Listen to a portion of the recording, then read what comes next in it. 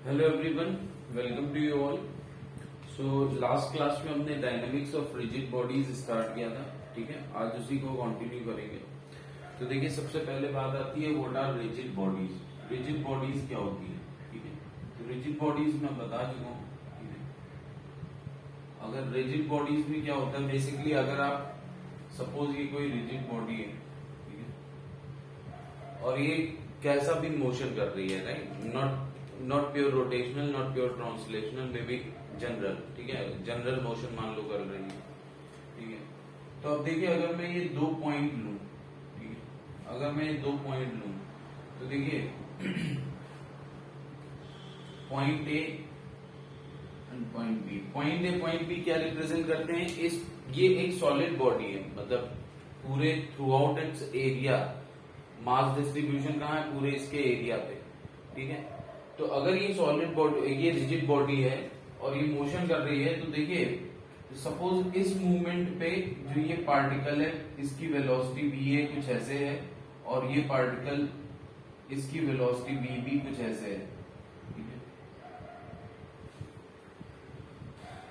तो अब देखिए एक लाइन मैं बना रहा हूं, लाइन ए बी, जो कि इन दोनों पार्टिकल को ज्वाइन करेगी। ठीक है, इन दोनों पार्टिकल को ज्वाइन करती है, जिससे ये जो VB velocity of particle B जो है एंगल थीटा बी बना रही है, और velocity of particle A angle theta A बना रही है।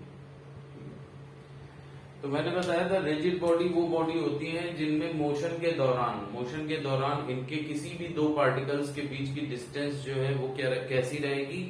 कांस्टेंट रहेगी टाइम के साथ। ठीक है, अगर कांस्टेंट रहनी है दो पार्टिकल्स के बीच की दूरी, तो इसका मतलब क्या है? Velocity of approach and velocity of separation of these two particle क्या होगा? 0 होगा। Velocity of approach, velocity of separation हमने पढ़ा था।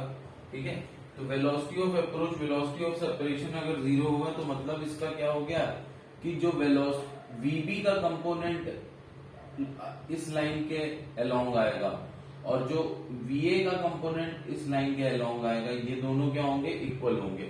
ठीक है, तो मैं कह सकता हूं रिजिड बॉडीज के लिए हमारा VB cos theta B is equal to VA cos theta A।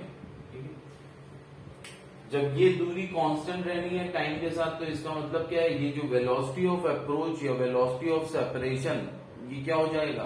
0 हो जाएगा। ठीक है, तो ये इस तरीके से हम अगर कोई रिजिड बॉडी है तो देखिए एक इक्वेशन हमारी इस तरीके से भी बन सकती है। ठीक है, okay.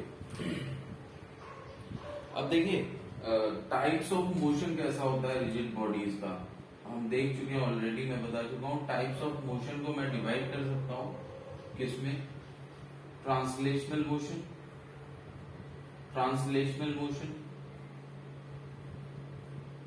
Types of motion of rigid bodies को मैं डिवाइड कर सकता हूं 3 पार्ट में। ट्रांसलेशनल मोशन हो गया, एक हो गया एक्चुअली प्योर ट्रांसलेशनल मोशन। ठीक है, सेकंड आएगा आपका प्योर रोटेशन, एंड थर्ड आपका आता है कंबाइंड या फिर जनरल मोशन।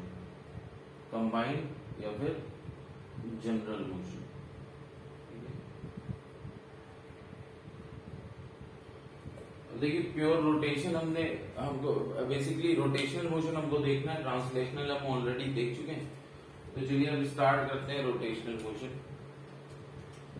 रोटेशन मैंने लास्ट क्लास में बता ही दिया था कि रोटेशन में क्या चीज इंपॉर्टेंट है। रोटेशन में एक एक्सिस ऑफ रोटेशन होगी जो कि कहां से पास करेगी? एक्सिस ऑफ रोटेशन होगी जो कि आपकी पास करेगी आपकी कोई भी रिजिड बॉडी है तो उसमें कोई एक पार्टिकल होगा, या तो वो हिंज्ड या पाइवोटेड जॉइंट होगा। तो एक्सिस उसके अराउंड अगर पूरी बॉडी रोटेट करेगी तो एक्सिस ऑफ रोटेशन उस पॉइंट से पास होगी, राइट। अगर सपोज आपने equal and opposite couple force type लगा दिया है, ठीक है, कपल लगाया है, इक्वल एंड अपोजिट फोर्सेस लगाए हैं दो, तो देखिए बॉडी में ट्रांसलेशनल मोशन तो आएगा नहीं। तो और अब बॉडी पाइवोटेड भी नहीं है, कोई हिंज्ड जॉइंट भी नहीं है। तो देखिए इस केस में बॉडी किसके अराउंड मूव करेगी, इस केस में बॉडी सेंटर ऑफ मास के अराउंड मूव करेगी। ठीक है, तो प्योर रोटेशन हम देख ही चुके हैं कैसे पॉसिबल है। अब देखिए जब भी रोटेशन होगा, सपोज ये हमारी ये बॉडी है, ठीक है, ये कोई बॉडी है और इस पॉइंट पे पाइवोटेड है, ठीक है, इस पॉइंट पे पिंड जॉइंट है, पिन आपने कर दिया है, ठीक है।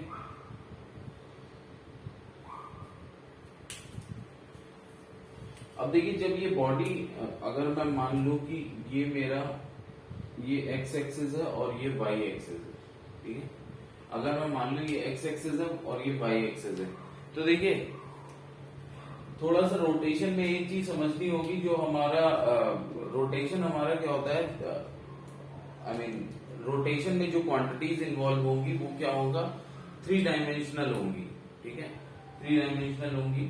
अब देखिए इस समय जो प्लेन ऑफ रोटेशन है, प्लेन ऑफ रोटेशन मतलब जिस समतल पे बॉडी रोटेट कर रही है, जिस समतल पे बॉडी रोटेट कर रही है वो देखिए क्या है, मैंने वाई एक्सिस ले लिया है इस एक्सिस को, एक्चुअली जिस पॉइंट पे ये पाइवोटेड है उस पॉइंट से जो एक्सिस पास हो रही है, ठीक है ना, वही एक्सिस ऑफ रोटेशन होगी, ठीक है, और मैंने वाई एक्सिस ले लिया है उस पॉइंट से जो एक्सिस पास हो रही है किस प्लेन के परपेंडिकुलर, जिस प्लेन में ये बॉडी रोटेट कर रही है, ठीक है। तो मैंने उसको अगर वाई एक्सिस ले लिया है तो ऑब्वियसली ये बॉडी क्या है, एक्स जेड प्लेन में रोटेट कर रही है, ठीक है, ये बॉडी फिर क्या है, एक्स जेड प्लेन में रोटेट कर रही है, ठीक है। और जो मेरा पाइवोटेड जॉइंट है मैंने उसको क्या ले लिया है, ओरिजिन ले लिया है, जो मेरा पाइवोटेड पॉइंट है मैंने उसको ओरिजिन ले लिया है। अब देखिए जब ये बॉडी रोटेट करेगी, जब ये बॉडी रोटेट करेगी तो इस एक्सिस ऑफ रोटेशन से अगर मैं कोई भी लाइन खींचू perpendicular to the axis of rotation, अगर मैं कोई भी लाइन खींचता हूं, ठीक है, perpendicular to the axis of rotation, suppose इसको थोड़ा अलग से देखिए, सपोज ये बॉडी अभी क्या है, व्हाइट बोर्ड में रोटेट कर रही है, व्हाइट बोर्ड में अगर रोटेट कर रही है, व्हाइट बोर्ड के समतल में अगर ये बॉडी मूव कर रही है तो ये एक्सिस ऑफ रोटेशन हो जाएगी। अगर ये एक्सिस ऑफ रोटेशन हो जाएगी, अब इस एक्सिस ऑफ रोटेशन के परपेंडिकुलर, इस एक्सिस ऑफ रोटेशन के परपेंडिकुलर आप कोई भी लाइन खींचिए, कोई भी लाइन खींच दीजिए, ठीक है। तो देखिए हर जब ये बॉडी रोटेट करेगी तो गिवन इंटरवल ऑफ टाइम में दोनों लाइन जो होंगी वो क्या होगा, सेम एंगल से मूव करेंगी। जब ये बॉडी रोटेट करेगी तो गिवन,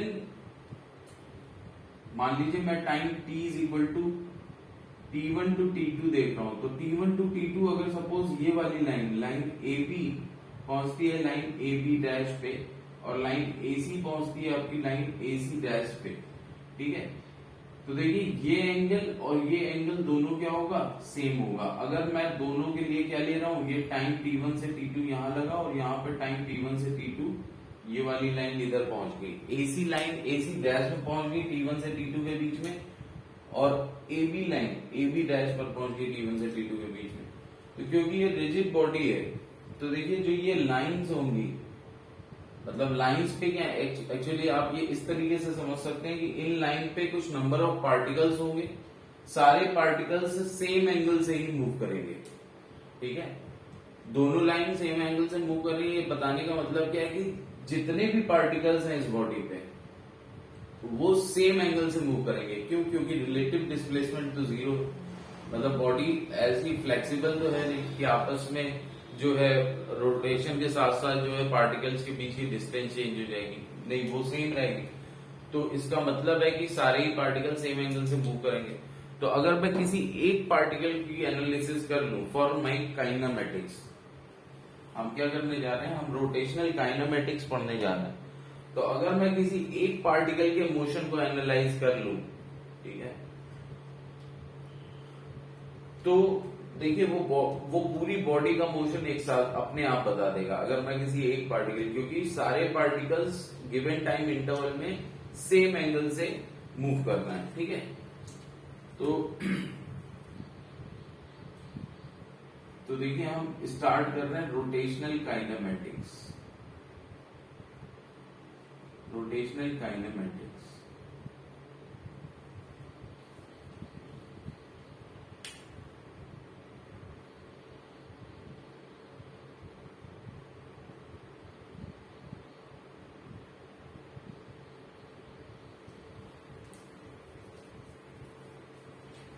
तो सपोज मैं यहां पर सारे पॉइंट सिर्फ एक पार्टिकल पी ले रहा हूं, इस बॉडी का सिर्फ एक पार्टिकल पी ले रहा हूं और इसका मोशन मैं देखूंगा। ठीक है, तो देखिए सपोज ये अभी कुछ एंगल θ1 पे, ठीक है, अभी कुछ एंगल ये θ1 पे, राइट। सपोज ये टाइम t1 पे, एट t1 ये θ1 पे, एट टाइम t1 ये θ1 पे था, और अब क्योंकि टाइम के साथ बॉडी क्या कर रही है, बॉडी रोटेट कर रही है, बॉडी ऐसे रोटेट करेगी। ठीक है, तो देखिए ये पूरी लाइन ऐसे मूव कर जाएगी, तो पार्टिकल P हो सकता है कुछ इस तरफ आ जाएगा, और ये एंगल हमारा सपोज हो गया θ2 एट T2 पे एंगल हमारा क्या हो गया θ2। तो पहला जो यहां पर पैरामीटर होता है उसको हम बोलते हैं angular displacement. Angular displacement, angular displacement हमारे क्या होता है, एंगुलर डिस्प्लेसमेंट आपका हो जाएगा डेल्टा, ठीक है, delta theta, that is angular displacement क्या हो जाएगा, डेल्टा थीटा। डेल्टा थीटा मतलब θ2 माइनस θ1, ठीक, ये आपका एंगुलर डिस्प्लेसमेंट हो जाता है, राइट। अब देखिए नेक्स्ट हमारे पास क्या आता है, एंगुलर वेलोसिटी। नेक्स्ट पैरामीटर है एंगुलर वेलोसिटी। अच्छा, इसकी यूनिट क्या होगी, इसकी यूनिट आप रेडियन में लेंगे जब भी लेंगे सॉल्व करने के लिए, डिग्री में नहीं लेंगे एंगल, रेडियन में लेंगे। सो एंगुलर वेलोसिटी को हम रिप्रेजेंट करते हैं ओमेगा से। ठीक है, अगेन एंगुलर वेलोसिटी की हमारी देखिए क्या हो जाएंगी, दो वैल्यूज हो जाएंगी। एक होगी एवरेज वैल्यू।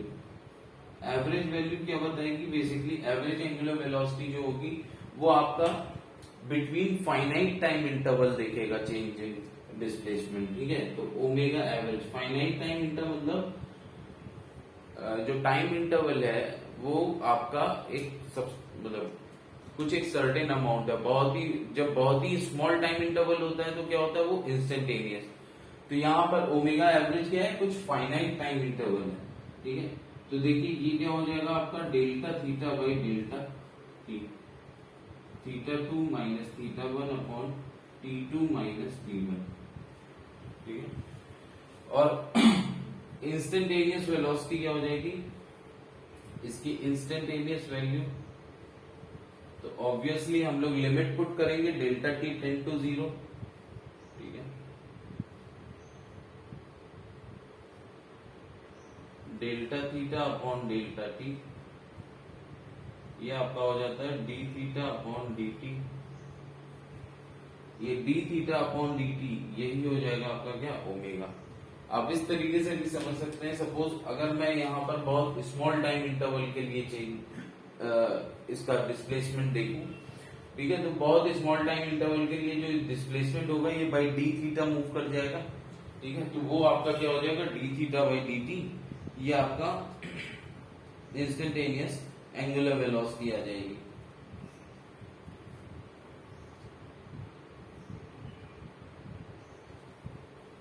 अब देखिए इंस्टेंटेनियस एंगुलर वेलोसिटी, अगर नॉर्मली मैं एंगुलर वेलोसिटी की बात कर रहा हूं तो वो क्या है, इंस्टेंटेनियस एंगुलर वेलोसिटी है। ठीक है,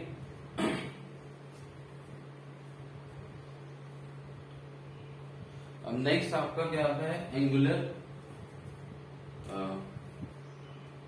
एक्सीलरेशन। ठीक है,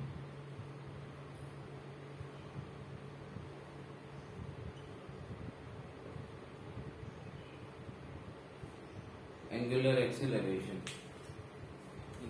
एंगुलर एक्सीलरेशन देखिए क्या होगा, एंगुलर एक्सीलरेशन फिर से वही दो वैल्यूज होंगी, एवरेज और इंस्टेंटेनियस। ठीक है, एंगुलर एक्सीलरेशन की क्या होगी, दो वैल्यूज होंगी, एवरेज और एवरेज वैल्यू और इंस्टेंटेनियस वैल्यू।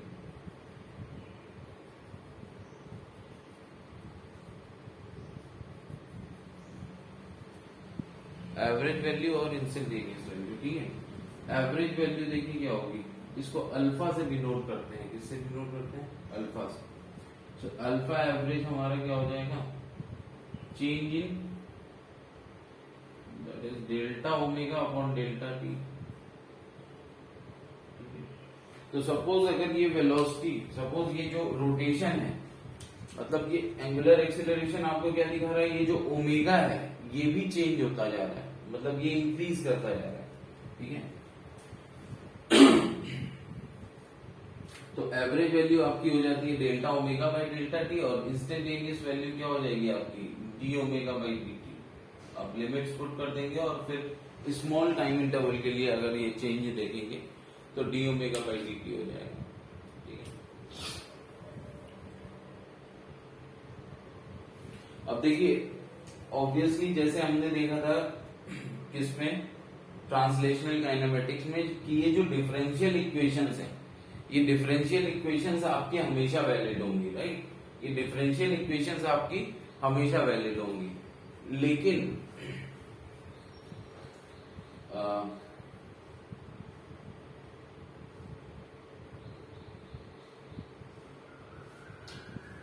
ठीक है, लेकिन इसमें भी हमारे क्या होते हैं, टाइप ऑफ मोशन होते हैं। ठीक है,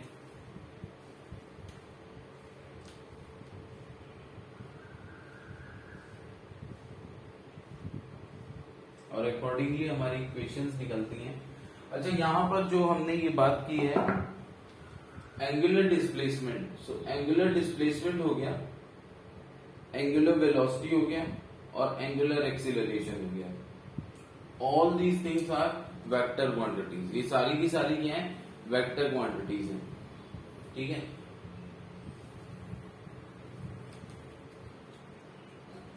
नेक्स्ट हमारा आता है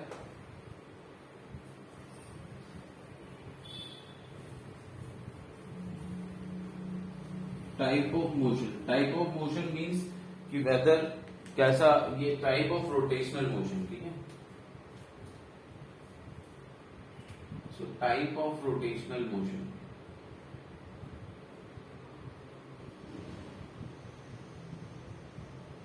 टाइप ऑफ रोटेशनल मोशन में देखिए अगर मैं बात करता हूं तो पहला तो हो सकता है कि ये जो कांस्टेंट एंगुलर वेलोसिटी आपकी ऐसी है, कांस्टेंट है। ठीक है, तो अगर एंगुलर वेलोसिटी कांस्टेंट है तो हम लोग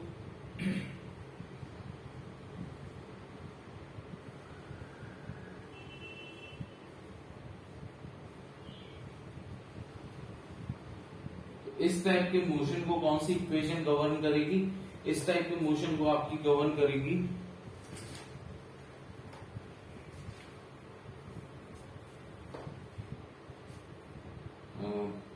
omega is equal to theta by t, delta theta by delta t.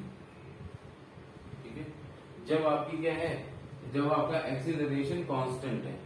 ठीक है, जब आपका एक्सीलरेशन कांस्टेंट है तो ओमेगा इज इक्वल टू हम क्या ले लेंगे, delta theta by delta t. ठीक है,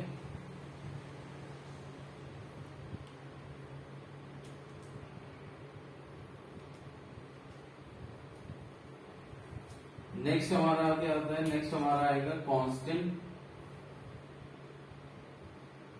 एक्सीलरेशन। कांस्टेंट, अब यहाँ पर एक्सीलरेशन क्या है, एंगुलर है, तो कांस्टेंट एंगुलर एक्सीलरेशन। अगर एंगुलर एक्सीलरेशन हमारा कांस्टेंट है तो देखिए अल्फा क्या हो जाएगा, अल्फा हो जाएगा, सॉरी यहाँ पर जो इक्वेशंस आप यूज करेंगे, देखिए हम वैसे ही प्रूव कर सकते हैं कि थ्री इक्वेशंस ऑफ मोशन जो हमारी वहां पर यूज होती थी ट्रांसलेशनल मोशन में। ठीक है, सिमिलरली हम यहाँ पर भी प्रूविंग कर सकते हैं by taking alpha is equal to d omega by d t. ठीक है, alpha is equal to d omega by d t. अब यहां से क्या आ जाएगा, डी ओमेगा आपका क्या आ जाएगा, अल्फा इंटू डी टी। अब देखिए 0 टू, अगर suppose initial velocity omega naught थी, फाइनल ओमेगा है, ठीक है, और यहाँ पर आप लिमिट पुट करोगे 0 टू t, ठीक है, तो इनिशियल वेलोसिटी ओमेगा नॉट थी, फाइनल ओमेगा है। अब देखिए यहाँ पर क्या है, अगर अल्फा कांस्टेंट है, अगर अल्फा कांस्टेंट है तो अल्फा इंटीग्रेशन के बाहर आ जाएगा और ये फिर आपका इंटीग्रेट होगा 0 टू t dt, ठीक है। तो यहां से आप क्या हो जाएगा, यहां से आपकी इक्वेशन क्या बन जाएगी, omega minus omega naught is equal to alpha into t. तो यहां से omega is equal to omega naught plus alpha t, ठीक है। सिमिलर टू ट्रांसलेशनल मैकेनिक्स में v is equal to u plus a t जो लिखते थे, वही यहाँ पर। तो यहाँ पर ओमेगा क्या हो गया, final velocity, final angular velocity, omega naught initial angular velocity, alpha हो गया एंगुलर एक्सेलरेशन एंड टी हो गया टाइम। अल्फा क्योंकि कांस्टेंट था तो हम लोग ये इक्वेशन डिराइव कर पाए, राइट। यहाँ पर अल्फा को बाहर लिया है क्योंकि अल्फा कांस्टेंट था, ठीक है। सिमिलरली आप बाकी की दो जो इक्वेशंस हैं, इक्वेशंस ऑफ मोशन, वो भी आप डिराइव कर सकते हैं सेम मेथड से, ठीक है। तो जब भी एंगुलर एक्सेलरेशन हमारा कांस्टेंट होगा तो हम three equations of motion use करेंगे। पहली इक्वेशन क्या है, omega is equal to omega naught plus alpha t. Omega naught है इनिशियल एंगुलर वेलोसिटी, ओमेगा है फाइनल एंगुलर वेलोसिटी, अल्फा है constant angular acceleration. Second equation हमारी क्या होती है, वहां होती है s is equal to u t plus half a t square, ठीक है। ट्रांसलेशनल मोशन में हमारे पास क्या होता है, एस। ट्रांसलेशनल मोशन में हमारे पास होता है डिस्प्लेसमेंट इज इक्वल टू, जो कि हम लोग क्या लिखते हैं, जिसको हम लोग x माइनस एक्स नॉट भी लिखते हैं, x माइनस एक्स नॉट भी लिखते हैं, ठीक है, या x2 माइनस x1, जो भी बेसिकली चेंज इन पोजीशन ये होता है, जो कि क्या होता है ut plus half a t square, ठीक है, ut plus half a t square. तो यहां पर मैं क्या लिख सकता हूं, यहां पर मैं लिख सकता हूं theta is equal to omega naught t plus half alpha t square, ठीक है। थीटा इज इक्वल टू, यहाँ पर डिस्प्लेसमेंट, एंगुलर डिस्प्लेसमेंट किससे देखते हैं, थीटा से, तो theta is equal to omega naught t plus half alpha t square. और देखिए यहां पर omega theta and last equation क्या हो जाएगी, omega square is equal to omega naught square plus 2 alpha theta,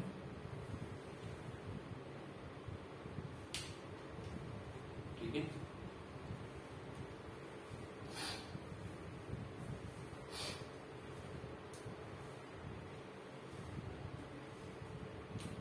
और फिर उसके बाद अगर मान लीजिए कुछ एक general type of rotational motion है, मतलब कि वेरिएबल एक्सेलरेशन भी वेरिएबल है, तो अगर वेरिएबल है एक्सेलरेशन, जो कि वेरी लेस पॉसिबिलिटी की ऐसा कुछ आएगा, क्योंकि फिर वहां पर आपको क्या है, एक्सेलरेशन अगर वेरिएबल है तो acceleration as a function of time, या फिर acceleration and time as a function of acceleration as a function of time, या फिर acceleration as a function of displacement, ये सब दिया जाएगा, ठीक है। तो उसमें आपको सिंपली क्या यूज करना है, उसमें आपको डिफरेंशियल इक्वेशन यूज करनी है, जो कि हम देख चुके हैं, ठीक है ना, यूज ऑफ डिफरेंशियल इक्वेशन।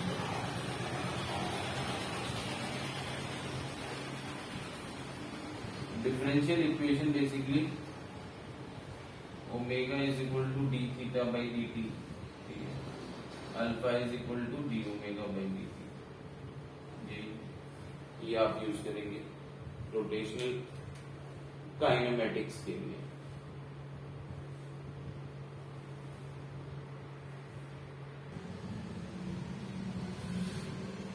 देखिए नेक्स्ट हमारा क्या आता है, नेक्स्ट हमारा आता है rotational dynamics, right, rotational dynamics, ठीक है। रोटेशनल डायनामेटिक्स आपको सिंपल ये इक्वेशंस अप्लाई करना है अगर क्वेश्चंस आते हैं, राइट। बाकी आपका पूरा कॉन्सेप्ट जो है आप ट्रांसलेशनल काइनेमेटिक्स में देख ही चुके हैं, ठीक है, कि क्वेश्चंस में कैसे अप्लाई करते हैं ये इक्वेशंस, ठीक है।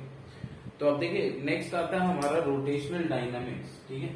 रोटेशनल डायनामिक्स, बट डायनामिक्स मैंने क्या बताया था कि कॉजेज ऑफ मोशन होता है।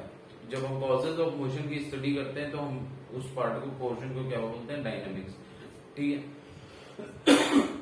बट देखिए डायनामिक्स और अगर मैं बात करूं डायनामिक्स और काइनेमेटिक्स, तो इनके बीच में मैंने बताया था कि कनेक्टिंग लिंक क्या होता है, डायनामिक्स एंड काइनेमेटिक्स। इनके बीच में कनेक्टिंग लिंक क्या होता है, इनर्शिया, बॉडी, जो भी बॉडी की प्रॉपर्टी है, राइट, बॉडी की प्रॉपर्टी होती है इनर्शिया, ठीक है। अब ये इनर्शिया जो होता है ट्रांसलेशनल मोशन में, ट्रांसलेशनल मोशन में क्या होता है, ट्रांसलेशन मोशन में ये इनर्शिया जो होता है ये it is represented by mass, ठीक है।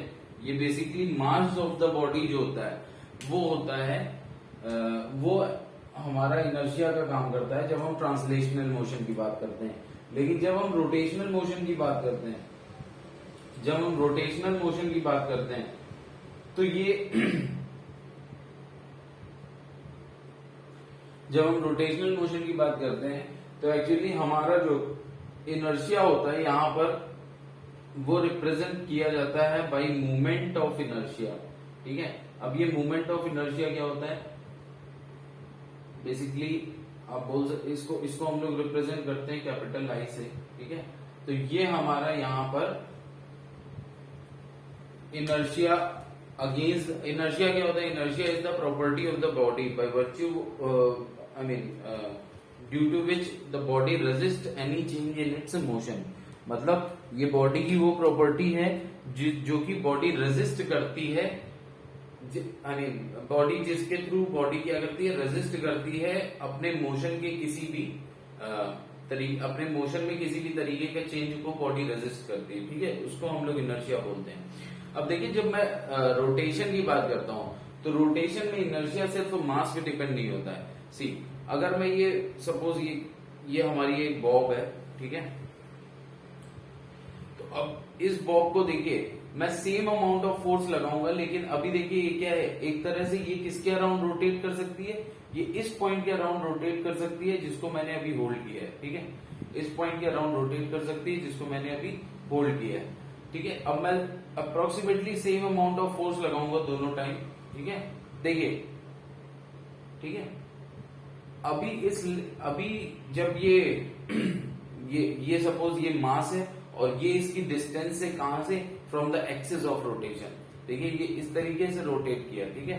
तो ये मास हो गया आपका और ये एक्सिस ऑफ रोटेशन हो गई, ठीक है। तो अभी मैंने देखा कि अगर मैंने सपोज इतने अमाउंट के फोर्स से ये अच्छा खासा 2-3 रिवॉल्यूशन मूव कर गया, ठीक है।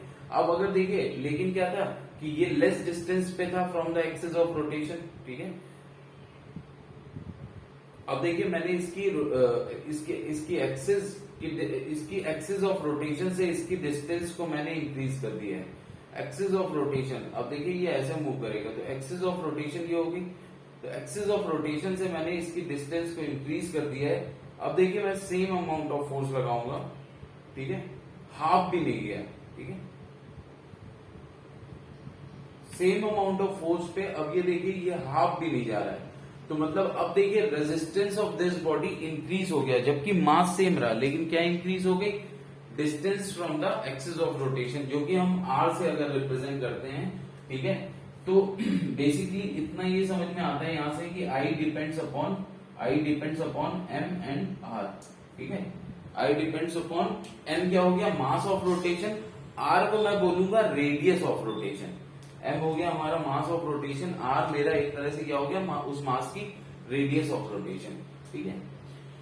अब एग्जैक्टली आई क्या होगा, इसके लिए देखिए हम थोड़ा सा पहले चेक करते हैं कि अगर कोई बॉडी रोटेट कर रही है, एग्जैक्टली आई की वैल्यू निकालने के लिए हम क्या करेंगे, अगर कोई बॉडी पहले रोटेट कर रही है, ठीक है, आई क्या है, आई इज द रिलेशन, आई एक तरह से क्या है, आई है एम आर के बीच में कोई आई इज इक्वल टू समथिंग जिसमें कि क्या होगा, मास ऑफ द बॉडी होगा और रेडियस, लेकिन अब स्क्वायर होगा, like we know that M R square होगा, ठीक है, I is equal to M R square होता है। लेकिन ये कहां से आएगा, और ये mr² किसके लिए वैलिड है, पूरी एक एक्सटेंडेड बॉडी के लिए वैलिड है या फिर पॉइंट मास के लिए वैलिड है, पार्टिकल के लिए वैलिड है, ठीक है, I = mr²। तो ये हम देखते हैं, लेकिन ये हमारा कहां से आएगा, ये आएगा जब हम देखेंगे कि अगर कोई बॉडी रोटेट कर रही है तो उसकी काइनेटिक एनर्जी क्या होगी, ठीक है। सपोज ये बॉडी हमारी जब रोटेट कर रही है तो इसकी काइनेटिक एनर्जी क्या होगी। So kinetic energy of rotating body,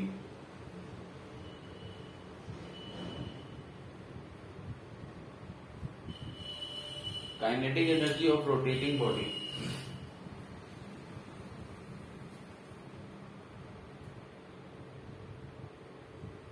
अब देखिए ये बॉडी का मास सपोज m है, इसका मास क्या है, इसका मास सपोज इस बॉडी का कैपिटल M है, ठीक है।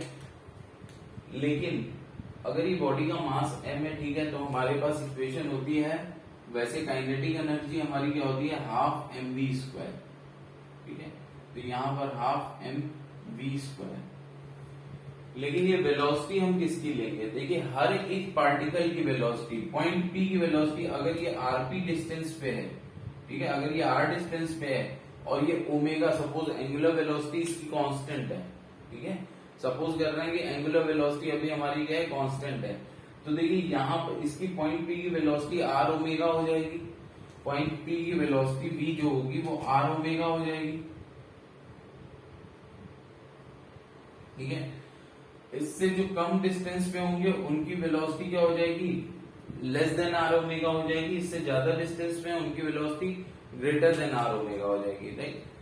तो अब देखिए ये थोड़ा सा क्या हो जाता है, ये हमको कौन सी वेलोसिटी लेनी है हम डायरेक्टली पुट नहीं कर सकते, ठीक है।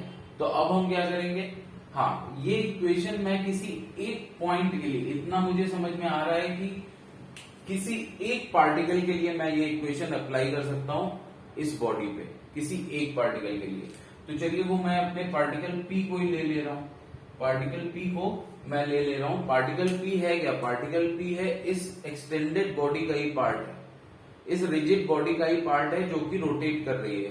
तो पार्टिकल P का मास क्या होगा, पार्टिकल P का मास सपोज dm होगा, इसका मास सपोज dm होगा, small, very very small mass होगा, तो इसका मास आपका क्या होगा, dm हो गया। तो अब मैं काइनेटिक एनर्जी ऑफ पार्टिकल जो निकालूं, या फिर मैं बोल सकता हूं kinetic energy of particle P जो होगा, kinetic energy of particle P, ये मैं रिप्रेजेंट करूंगा डी काइनेटिक, डी के ई, ठीक है, डिफरेंशियल काइनेटिक एनर्जी, ठीक है, स्मॉल काइनेटिक एनर्जी जैसे। तो ये हमारा क्या हो जाएगा, ½ × dm × v², ½ × dm × v², where v is equal to, v क्या है, अब देखिए इसके लिए तो मैं r ओमेगा, क्योंकि इसके लिए ये तो एक पार्टिकल है, तो इसके लिए रेडियस अगर r है तो v इज इक्वल टू क्या हो जाएगा, v इज इक्वल टू हो जाएगा r ओमेगा, ठीक है, v इज इक्वल टू हमारा क्या हो जाएगा, r ओमेगा।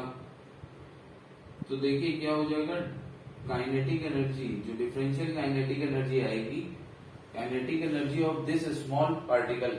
देखिए पार्टिकल क्या होता है, जब हम एक्सटेंडेड बॉडीज यूज करते हैं तो हम उसमें कोई भी बॉडी होती है उसका एक एलिमेंट लेते हैं, ठीक है। ये पार्टिकल यहाँ पे जो मैं रिप्रेजेंट कर रहा हूँ ये एक तरह से एलिमेंट हो गया इस बॉडी का, ठीक है। तो ये आपका क्या हो जाएगा, ½ dm × r² ओमेगा स्क्वायर, ठीक है, ½ dm × r² ओमेगा स्क्वायर।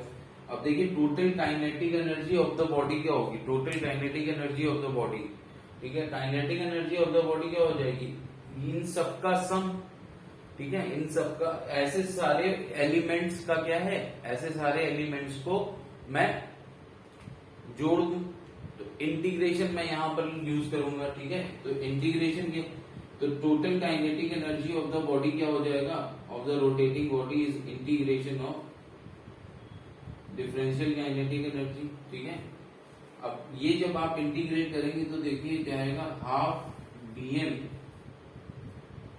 या मैं इसको थोड़ा सा रीअरेंज कर रहा हूँ, ओमेगा स्क्वायर बाहर ले रहा हूँ, ठीक है, और dm × r², ठीक है, या r² dm, ठीक है।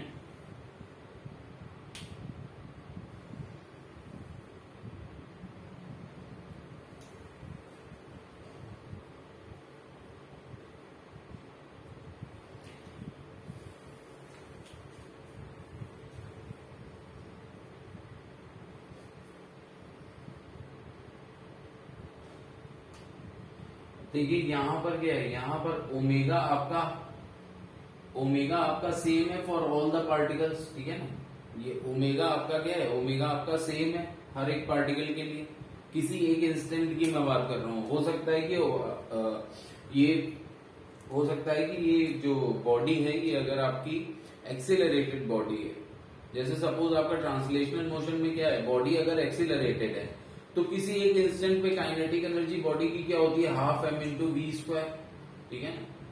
सिमिलरली यहाँ पर देखिए क्या होगा, यहाँ पर मैं किसी एक इंस्टेंट की बात कर रहा हूँ, ठीक है। अब बॉडी का जरूरी नहीं है कि ओमेगा कांस्टेंट हो, बॉडी में हो सकता है कि यूनिफॉर्म एक्सीलरेशन हो रहा हो, ठीक है, मतलब कांस्टेंट एक्सीलरेटेड मोशन हो रहा हो या कुछ भी हो सकता है। लेकिन अगर किसी एक इंस्टेंट पे मैं देखूं, उस क्षण पे अगर बॉडी के पास ओमेगा वेलोसिटी है, उस क्षण पे इंस्टेंटेनियस वेलोसिटी आपकी ओमेगा है, angular velocity, instantaneous angular velocity अगर ओमेगा है तो वो ओमेगा हर एक पार्टिकल के पास होगी, ठीक है। तो मैं देखिए यहां से इस हाफ ओमेगा स्क्वायर को बाहर ले रहा हूं, ठीक है, क्योंकि ये कांस्टेंट हो जाएगी हर एक पार्टिकल के लिए हाफ ओमेगा स्क्वायर, और ये इंटीग्रेशन हमारा क्या हो जाएगा, आर स्क्वायर डीएम। ये ओमेगा बाहर लेने का मतलब ये नहीं है कि ये motion constant angular velocity motion है। ये ओमेगा बाहर लेने का मतलब है कि देखिए हम इंटीग्रेट क्या कर रहे हैं, हम इंटीग्रेट कर रहे हैं हर एक पार्टिकल की काइनेटिक एनर्जी। तो देखिए बेसिकली क्या होगा, हर एक पार्टिकल के पास किसी भी इंस्टेंट पे सेम ओमेगा होगा, ठीक है, तो उसको हमने बाहर ले लिया। तो अब देखिए अगर मैं कंपेयर करूं इस इक्वेशन को, तो देखिए kinetic energy of rotating body हमारी क्या आती है, हाफ ओमेगा स्क्वायर, ठीक है। Kinetic energy of rotating body हमारी क्या आती है, kinetic energy or pure rotation में हमारी आती है half omega square r square integration r square d m. अगर इसको मैं कंपेयर करूं, किससे कंपेयर करूं, इसको मैं कंपेयर करूं अगर ट्रांसलेशनल काइनेटिक एनर्जी से, comparing with translational kinetic energy, pure translational kinetic energy. तो देखिए प्योर ट्रांसलेशनल काइनेटिक एनर्जी जब क्या होती है, ये होती है हाफ एम वी स्क्वायर, ठीक है, half m v square. V क्या हो गया हमारा, वी हो गया हमारा लीनियर वेलोसिटी, और एम क्या हो गया बेसिकली ट्रांसलेशनल इनर्शिया। मैं बोल सकता हूं वी क्या हो गया ट्रांसलेशनल वेलोसिटी, और एम क्या हो गया ट्रांसलेशनल इनर्शिया, ठीक है। अगर सेम देखिए इधर कंपेयर करें तो हाफ तो सेम है ही है, ओमेगा स्क्वायर हो गया एंगुलर वेलोसिटी, तो बाकी बचा ये क्या होगा, ये जो होगा यही हमारा एंगुलर इनर्शिया को रिप्रेजेंट करता है। ये हमारा क्या रिप्रेजेंट करता है, एंगुलर इनर्शिया, जिसको कि हम मूवमेंट ऑफ इनर्शिया भी बोलते हैं, ठीक है। बेसिकली हम इसको जनरली मूवमेंट ऑफ इनर्शिया, ठीक है, रिप्रेजेंटेड एज आई। तो अगर मुझे किसी बॉडी का मूवमेंट ऑफ इनर्शिया निकालना है तो वो किस पे डिपेंड करेगा, मास ऑफ द बॉडी पे, और साथ ही साथ रेडियस ऑफ रोटेशन। मतलब रेडियस ऑफ रोटेशन क्या हो गई, देखिए ये हम किसी एक पार्टिकल के लिए लगा सकते हैं, आर स्क्वायर इंटू डीएम। ये किसके लिए, पूरी बॉडी के लिए एज इट इज तो लगा नहीं सकते। क्यों, क्योंकि हमने देखा क्या कि ये किसी पॉइंट मास या फिर किसी पार्टिकल के ऊपर ये इक्वेशन डायरेक्टली हम ऐसे पुट कर सकते हैं। तो अगर मुझे मूवमेंट ऑफ इनर्शिया पूरी बॉडी का निकालना है तो क्या होगा, वो इंटीग्रेशन करना होगा। तो आर स्क्वायर डीएम ये हम सिर्फ और सिर्फ किसी एक पॉइंट मास या पार्टिकल के लिए लगा सकते हैं, ठीक है।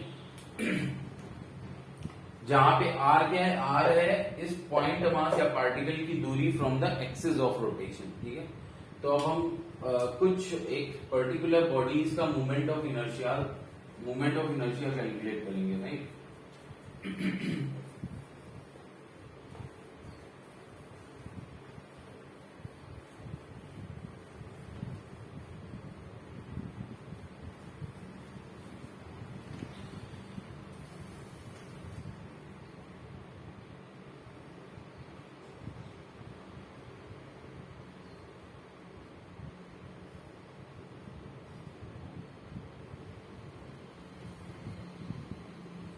पहला डिस्कस करेंगे of the moment of inertia of uniform rod. लेकिन अब देखिए यूनिफॉर्म रॉड का जब हम मोमेंट ऑफ इनर्शिया कैलकुलेट करने जा रहे हैं तो हमें एक्सिस ऑफ रोटेशन भी बताना है। किस एक्सिस ऑफ रोटेशन के अबाउट हम कैलकुलेट करेंगे? देखिए अगर आप यहां से इसको फिक्स कर देते हैं इसके सेंटर ऑफ मास से, ठीक है, और उसके बाद आप सोच रहे हैं कि इसको मूव करना है, ठीक है, तो एक्सिस ऑफ रोटेशन, ठीक है, तो यहाँ पे क्योंकि हमको आर कहां से लेना होता है? एक्सिस ऑफ रोटेशन से, ठीक है। और अगर आप किसी एक एंड के अबाउट लेना चाह रहे हैं तो किसी एक एंड को आप मान के चलेंगे कि आपने पिंड उसको क्या कर दिया, पिंड ज्वाइंट या फिर पाइवोटेड ज्वाइंट उसको बना दिया है और फिर आप इसको रोटेट कर रहे हैं, ठीक है। तो फिर तो अकॉर्डिंगली क्या होता है, हमारी आर की वैल्यू चेंज हो जाती है। तो moment of inertia of the uniform rod about its one and.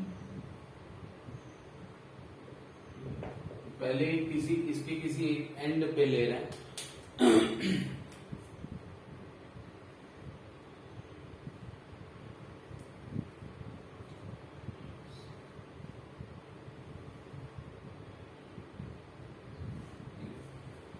तो सपोज ये क्या है, मैं इसके इस एंड पे ले रहा हूं, ठीक है। ये रॉड या बार जो भी है ये आपका कैसे है, ये देखिए आपका इस प्लेन में मूव करेगा, ठीक है, ये आपका किस प्लेन में मूव करेगा? अगर मैं इसको वाई एक्सिस ले लूं तो ये एक्सजेड प्लेन में मूव करेगा, ठीक है, ये एक्सजेड प्लेन में रोटेट करेगा, ठीक है। ये अगर आपका वाई एक्सिस हो गया, ठीक है, ये आपका क्या हो गया, ये आपका वाई एक्सिस हो गया, तो अब ये एक्सजेड प्लेन में मूव करेगा, ठीक है। तो देखिए अब ये मुझे मूवमेंट ऑफ इनर्शिया निकालना है इस बॉडी का, ठीक है। तो आप ये गलती मत कर दीजिएगा कि इसका जो सेंटर ऑफ मास है उसकी डिस्टेंस आप ले लें आरसीएम और आप यहां पर क्या लिखते हैं कि मास of the system into RCM square. ये रॉन्ग है इस केस में, ठीक है। जनरली देखिए जब भी कोई इक्वेशन जैसे काइनेटिक एनर्जी अगर आपका यहाँ पर देखिए बीसीएम स्क्वायर आप कर दें, जब भी ये कोई क्वांटिटी आपकी जो है सेंटर ऑफ मास का जो आपका जैसे कि हमने पोजीशन निकाला था और वेलोसिटी निकाला था, ठीक है, तो हमारे पास कुछ एक इक्वेशंस आती है जैसे काइनेटिक एनर्जी है और ये मूवमेंट ऑफ इनर्शिया है, इसमें जो हमारा पोजीशन है उसका स्क्वायर हो रहा है, उसका क्या हो रहा है, स्क्वायर हो रहा है, ठीक है। तो इस केस में अगर आप जनरली क्या है एमसीएम इंटू वो अलग m system into RCM square, मतलब ये वाला अगर कॉन्सेप्ट यूज करते हैं तो देखिए गलती हो जाएगा, ठीक है, ठीक है। ये कभी सही नहीं रहेगा, ये हमेशा गलत हो जाएगा, इसलिए इस तरीके से आपको नहीं निकालना है मूवमेंट ऑफ इनर्शिया, ठीक है। देखिए मूवमेंट ऑफ इनर्शिया आपका एक तरह से अगर मैं देखूं तो मान लीजिए अगर n पार्टिकल्स हैं तो एक तरह से आपका क्या हो जाएगा m1 r1 square m2 r2 square, ठीक है, mn rn स्क्वायर। किसी एक्सिस ऑफ रोटेशन के अबाउट मूवमेंट ऑफ इनर्शिया आपका क्या होगा, ये होगा।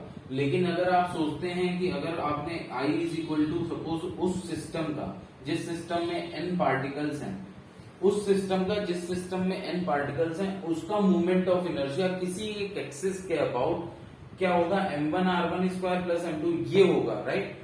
अब अगर आपने सोचा कि ये आपने सपोज आपने इसको लिख दिया कि टोटल मास, ठीक है, टोटल मास क्या हो जाएगा m1 प्लस m2 वाला अगर आपने कॉन्सेप्ट यूज कर दिया इनटू आरसीएम स्क्वायर, तो ये देखिए गलत हो जाता है क्योंकि ये आरसीएम क्या होता है, आरसीएम होता है m1 r1 plus m2 r2 plus mn rn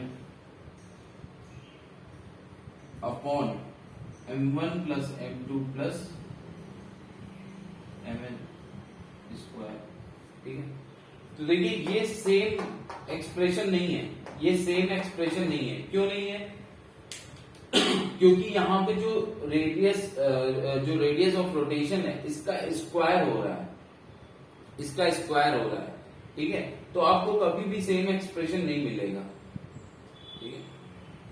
तो दैट्स व्हाई हमको जब भी हमको देखिए क्या है कि कुछ इस टाइप का एक्सप्रेशन है जहां पर हमारा रेडियस का या वेलोसिटी का स्क्वायर है, तो वहां पर हम उसको चेंज नहीं कर सकते उस सिस्टम को, कि हम सोचें उस सिस्टम को चेंज करते हैं और half m VCM square kinetic energy लिखते हैं, या फिर हाफ एम RCM स्क्वायर हम मोमेंट ऑफ इनर्शिया लिखते हैं। तो मोमेंट ऑफ इनर्शिया के केस में ये नहीं वैलिड होगा कि आप कॉन्सेंट्रेटेड मान ले पूरे मास को एक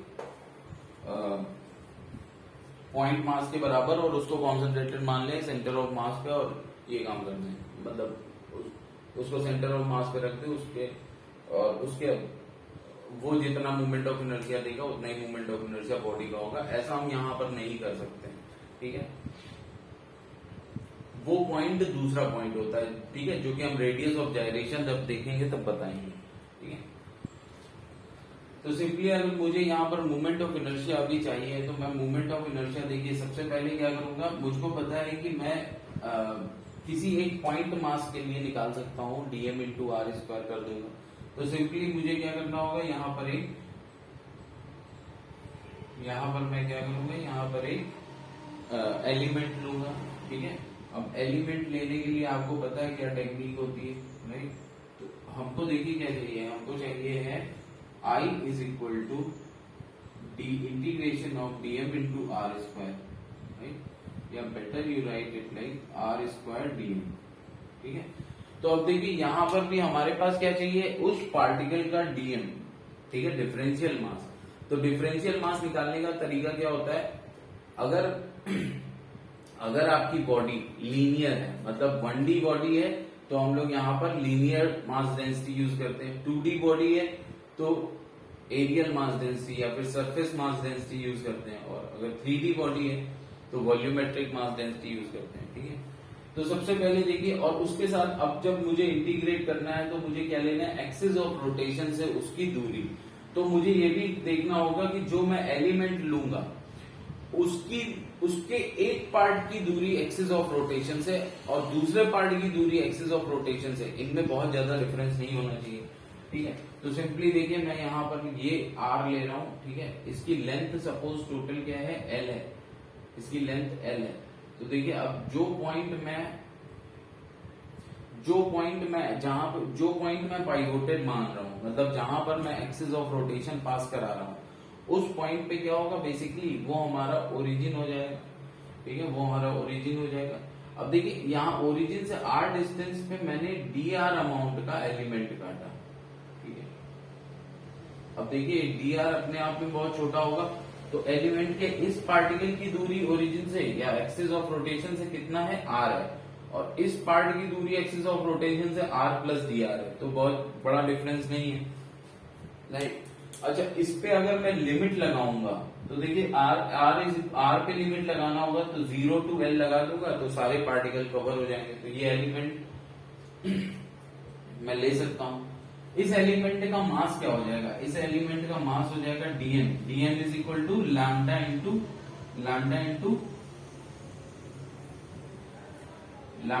dr, right. dm is equal to क्या हो जाएगा, लैम्डा इंटू dr, मतलब लैम्डा क्या होता है, लीनियर मास डेंसिटी।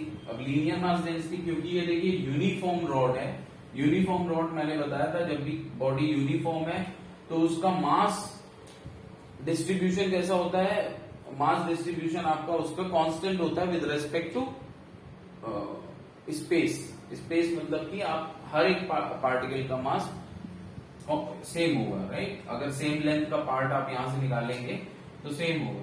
तो देखिए ये आपका हो जाता है क्या, लैम्डा क्या हो जाता है, लैम्डा एक तरह से कांस्टेंट हो जाता है। लैम्डा होता है capital M, yes capital M mass, total mass upon total length, ठीक है। तो ये कांस्टेंट होता है। अब इस वैल्यू को मैं यहां पर पुट कर दे रहा हूं, तो देखिए हमारे पास क्या हो जाता है, integration lambda r square dr, ठीक है। लैम्डा की वैल्यू हम बाद में पुट कर देंगे, ठीक है। सो लैम्डा लेकिन कांस्टेंट है, एटलीस्ट ये पता है। लिमिट्स किस पे लगेंगी? लिमिट्स हमारी पुट होंगी रेडियस और रेडियस ऑफ रोटेशन आर पे। तो ये क्या होगा? 0 to L, ठीक है। तो 0 to L,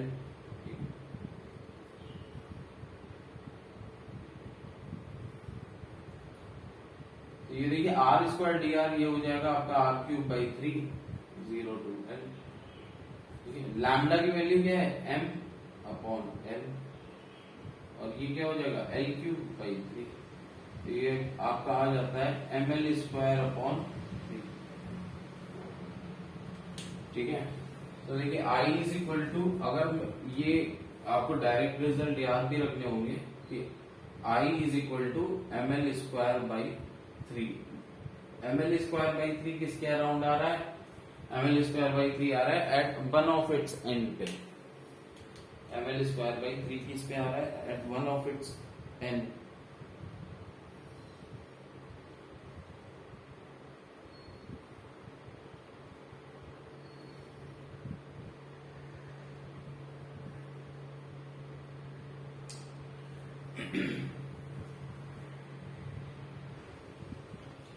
देखिए देखते हैं movement of inertia about its centre of mass. Movement of inertia of uniform rod about its centre of mass, मतलब एक एक्सिस जो कि पास कर रही है सेंटर ऑफ मास से उसके अबाउट मूव कर रहा है, about its centre of mass, ठीक है। मतलब पहले एक एक्सिस पास हो रही थी इस पॉइंट से ऐसे, तब ये मूव कर रहा था। अब एक एक्सिस पास हो रही है सेंटर ऑफ मास से, ठीक है। अब ये बॉडी मूव करेगी, तो इसका मूवमेंट ऑफ इनर्शिया क्या आएगा, ठीक है। अब आप अगर थोड़ा सा इमेजिन कर पाए, तो ये समझिए अगर ये कोई रॉड है, राइट, अगर ये कोई रॉड है, ठीक है, तो अगर इस तरफ से ये फिक्स्ड है, मतलब इस तरफ से अगर ये पिंड है या फिर पाइवोटेड है, तो देखिए इसको मूव करने में थोड़ा डिफिकल्टी आएगी, ठीक है। अगर ये बॉडी इस तरीके से पिंड है और आप इसको मूव करेंगे तो क्या होगा? डिफिकल्टी ज्यादा होगी कंपेयर्ड टू अगर ये बीच से पिंड है, ठीक है, बीच से अगर ये पाइवोटेड है, तो तब आप अगर इसको मूव करेंगे तो ये इजीली मूव हो जाएगा, ठीक है। तो obviously movement of inertia of the body जो अभी हमने निकाला अबाउट इट्स वन एंड, वो ज्यादा होगा compare to movement of inertia of the body about its centre of mass, ठीक है। आप थोड़ा सा इसको फील भी कर सकते हैं कि अगर कोई बॉडी लें, उसको इस तरीके से होल्ड करें और इसको फिर इसको रोटेट करने की कोशिश करिए, ठीक है, एक इम्पैक्ट से, तो आपको समझ में आएगा कि बॉडी का मूवमेंट ऑफ इनर्शिया बढ़ जाता है किसी एक वन ऑफ द एंड के अक्रॉस, ठीक है। तो अब यहां पर वैल्यू देखते हैं क्या आएगी, ठीक है। तो ये आपकी जो है एक्सिस सपोज पास हो रही है जिसके अराउंड ये एक्सिस ऑफ रोटेशन है, ठीक है। और देखिए ये एक्सिस ऑफ रोटेशन एक्चुअली मैंने वाई एक्सिस ऑफ रोटेशन ली है, और ये आपका जो है एक्स जेड प्लेन में मूव करेगा, ये एक्स जेड प्लेन में घूमेगा, ठीक है। तो अब यहां से देखिए, यहां पर अगर मैं एक्सिस ऑफ रोटेशन मान रहा हूं तो ये हमारा ओरिजिन हो गया, ठीक है। अब देखिए यहां से मैंने अगेन आर डिस्टेंस पे डी आर एलिमेंट ले लिया, ठीक है। इंटीग्रेशन और बाकी सब चीजें सेम रहेंगी, ठीक है। तो टोटल मूवमेंट ऑफ इनर्शिया क्या आ जाएगा? डीएम आर स्क्वायर डीएम, ठीक है, आर स्क्वायर डीएम आ जाएगा। डीएम हमारा क्या होगा? लैम्डा इंटू डी आर होगा, तो ये इंटीग्रेशन आपका बन जाएगा lambda r square d r, ठीक है। ये इंटीग्रेशन आपका बन जाएगा lambda r square d r. Limits put करने के लिए हमको इसकी जरूरत होती है, ओरिजिन हमको क्लियर होना चाहिए कि ओरिजिन हमने कहाँ माना है। ओरिजिन हमने एक्सिस ऑफ रोटेशन जहां से पास करेगी उस पॉइंट को हम ओरिजिन मानेंगे, ठीक है, क्योंकि आर हमको वहीं से चाहिए होता है। अब लिमिट्स जब पुट करेंगे तो आपको ये याद रखना है, देखिए ये टोटल लेंथ अगर एल है, ठीक है, तो ये वाला पॉइंट क्या हो जाएगा -l/2, क्योंकि ओरिजिन इधर है, तो लेफ्ट हैंड साइड माइनस और राइट हैंड साइड प्लस, तो l/2 हो जाएगा। तो अब हमको लिमिट्स पुट करनी है, तो ये लिमिट्स कहां से कहां जाएंगी, -l/2 से l/2, ठीक है। लैम्डा हमारा बाहर आ जाएगा। लैम्डा की वैल्यू क्या है, अगर इस बॉडी का मास कैपिटल M है और इसकी लेंथ L है, ठीक है, तो लैम्डा हमारा क्या हो जाएगा, लैम्डा हमारा हो जाएगा m/l, ठीक है। अब ये r²dr देखिए क्या आ जाएगा, ये r³/3 आ जाएगा, और ये -l/2 से l/2, ठीक है, m/l l³/6, ठीक है, l³/6, राइट, माइनस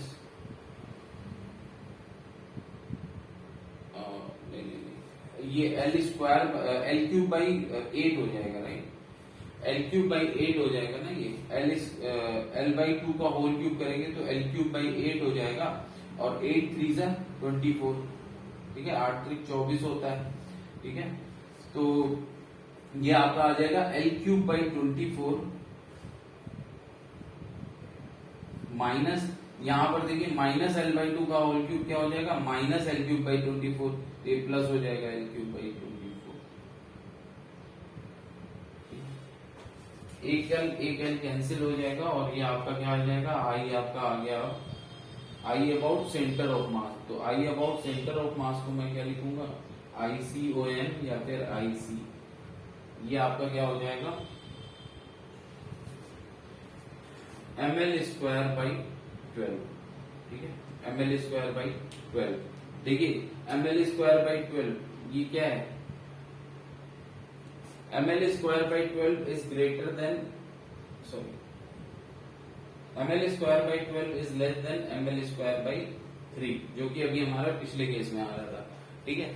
तो मतलब moment of inertia centre of mass के अबाउट कम हो गया compare to moment of inertia of the rod about its one end, ठीक है, एक एंड के अबाउट अगर मैं निकाल रहा था, ठीक है। तो मतलब कि सेंटर ऑफ मास के अबाउट अगर आपको रोटेट करना है तो बॉडी कम रेजिस्ट करेगी, राइट, इसीलिए मोमेंट ऑफ इनर्शिया देखिए सेंटर ऑफ मास के अबाउट कम दिया है। अब आते हैं नेक्स्ट, हमारा क्या है, नेक्स्ट हमारा है 1D में रिंग होता है, राइट, तो uniform ring.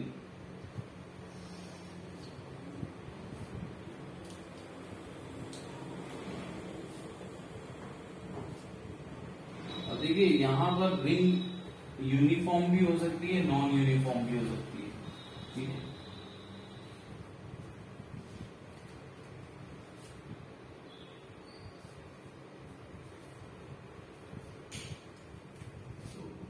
Moment of inertia of ring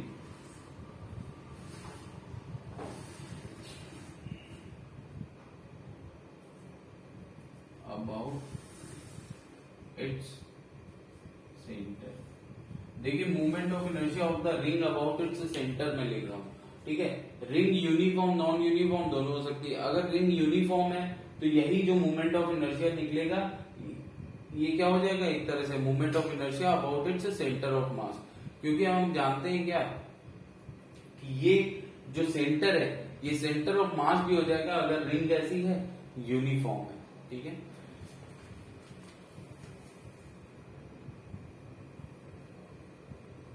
देखिए रिंग क्या होता है, रिंग होता है जिसमें जो आपका बेसिकली रिंग में क्या होता है, रिंग में आपका जो मास डिस्ट्रीब्यूशन है वो अलोंग द पेरिफेरी होता है सिर्फ, ठीक है, पेरिफेरी पे होता है सिर्फ मास डिस्ट्रीब्यूशन, ठीक है।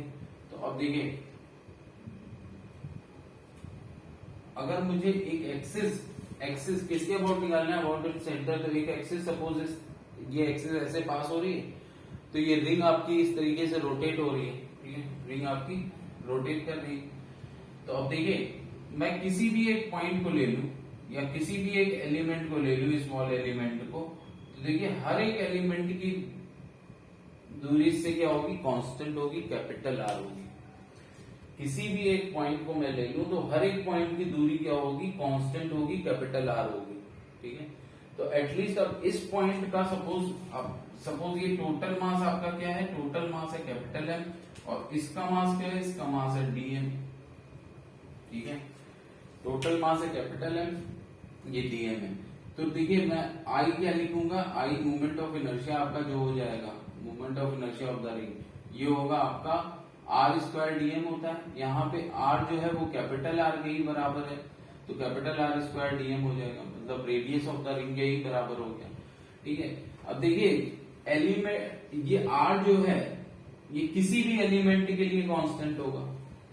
ये जो आर है रेडियस, ये किसी भी एलिमेंट के लिए कांस्टेंट होगी पूरी रिंग पे। तो मैं इस आर स्क्वायर को बाहर भी ले सकता हूं। अब इंटीग्रेशन होगा किसका, डीएम का। अब देखिए मुझे lambda is equal to m by l into d x करने की भी जरूरत नहीं है, क्योंकि वो किस केस में होगा, वो तब होगा जब यूनिफॉर्म रिंग है। ठीक है, तब भी टोटल मास क्या आएगा, टोटल मास कैपिटल एम ही आएगा। ठीक है, और नॉन यूनिफॉर्म रिंग होगी तब भी क्या होगा, इंटीग्रेशन ऑफ डीएम का मतलब क्या है, ऐसे स्मॉल स्मॉल पार्ट्स के मासेस का एडिशन, राइट, ऐसे स्मॉल स्मॉल पार्ट्स के मासेस का एडिशन, यही होता है इंटीग्रेशन ऑफ डीएम। अब बात ये आती है कि ये बॉडी नॉन यूनिफॉर्म है या यूनिफॉर्म, यूनिफॉर्म हो या नॉन यूनिफॉर्म, जो टोटल मास आएगा वो तो ये एम ही आएगा। ठीक है, जो टोटल मास आएगा वो तो एम ही आ जाएगा, तो ये आपका क्या हो जाएगा, एम आर स्क्वायर। ठीक है, इसलिए मैंने लिखा है movement of inertia of the ring about its centre. तो ये किसी भी रिंग का, अगर नॉन यूनिफॉर्म रिंग है, लेकिन देखिए नॉन यूनिफॉर्म रिंग जब होगी तो सेंटर ऑफ मास ये नहीं रहेगा, सेंटर ऑफ मास शिफ्ट हो जाएगा। ठीक है, और अगर यूनिफॉर्म रिंग है तो फिर क्या होगा, यूनिफॉर्म रिंग है तो ये जो सेंटर होगा यही सेंटर ऑफ मास हो जाएगा। तो मैं लिख सकता हूं for a uniform ring, for a uniform ring, जो movement of inertia of the ring about the centre of mass होगा वो यही हो जाएगा। लेकिन नॉन यूनिफॉर्म के लिए आईसी अलग हो जाएगा, आईसी ये नहीं रहेगा। ठीक है, ये क्या हो जाएगा, नॉन यूनिफॉर्म के लिए ये हो जाएगा movement of inertia about its centre, ना कि सेंटर ऑफ मास। ये सेकंड था हमारा, थर्ड सेकंड था हमारा जो हमने सेंटर ऑफ मास के अबाउट रॉड का निकाला था। अब नेक्स्ट देखिए हमारे पास आता है डिस्क। ठीक है, movement of inertia of a uniform disc. तो डिस्क हमारा क्या होता है, 2 डायमेंशनल बॉडी है, mass distribution along, mass distribution उसके पूरे सरफेस पे, एरिया पे होता है। ठीक है, तो हम यहां पर सरफेस मास डेंसिटी का यूज करेंगे। So movement of inertia of disc, movement of inertia of uniform disc, uniform disc about its centre of mass. ठीक है,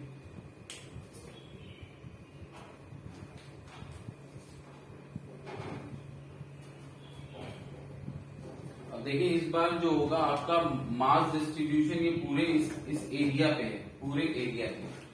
ठीक है, तो अब ये देखिए हमको सेंटर ऑफ मास के अबाउट इसका निकालना है।